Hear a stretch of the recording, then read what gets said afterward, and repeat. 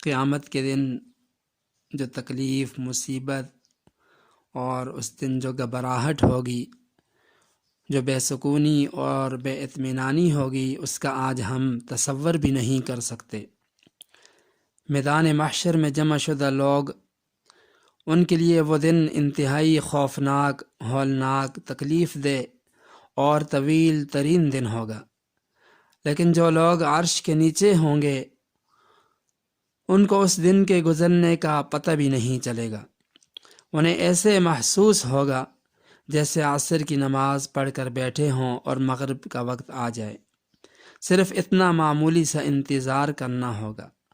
بہرحال اللہ تعالیٰ کے عرش کا سایہ اطمینان اور سکون کا باعث اور عظیم نعمت ہوگا۔ اللہ تعالیٰ ہم سب کو نصیب فرمائے۔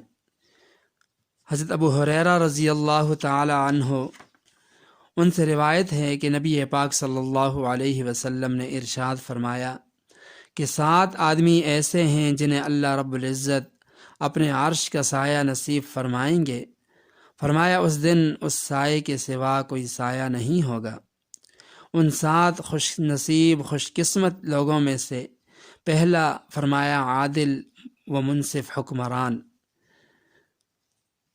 وہ مسلمان بادشاہ جو اپنے دور حکومت میں عدل و انصاف سے کام لے، اپنے ذمہ رعایا کے جو حقوق ہیں ان کو ایمانداری سے سر انجام دیتا ہو۔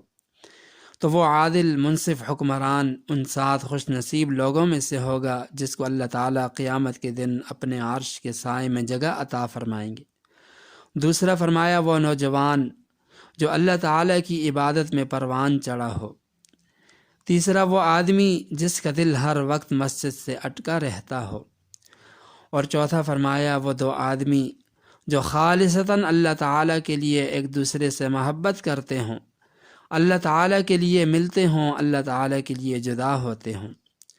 اور پانچواں، فرمایا وہ آدمی جسے اعلیٰ حسب نسب والی مالدار خوبصورت عورت گناہ کی طرف بلائے اور وہ اس کی پیشکش کو یہ کہہ کر مسترد کر دے کہ مجھے اللہ تعالیٰ کا خوف ہے۔ اور چھٹا، وہ آدمی جو اس طرح چپکے سے صدقہ کرے کہ اس کے بائیں ہاتھ کو بھی خبر نہ ہو کہ دائیں ہاتھ نے کیا صدقہ کیا۔ اور ساتواں، فرمایا وہ آدمی جو تنہائی میں اللہ تعالیٰ کو، اپنے رب کو، اپنے مالک کو یاد کرے کہ آنکھوں سے آنسوؤں کا سیل رواں جاری ہو جائے۔ تو فرمایا یہ 7 وہ خوش نصیب انسان ہیں کہ جب قیامت کے دن کوئی سایہ اللہ تعالیٰ کے عرش کے علاوہ نہیں ہوگا، لوگ بڑے قرب کے اندر، بے چینی کے اندر، گھبراہٹ کے عالم میں ہوں گے۔ ان 7 خوش نصیب انسانوں کو اللہ تعالیٰ اپنے عرش کے سائے میں جگہ عطا فرمائیں گے۔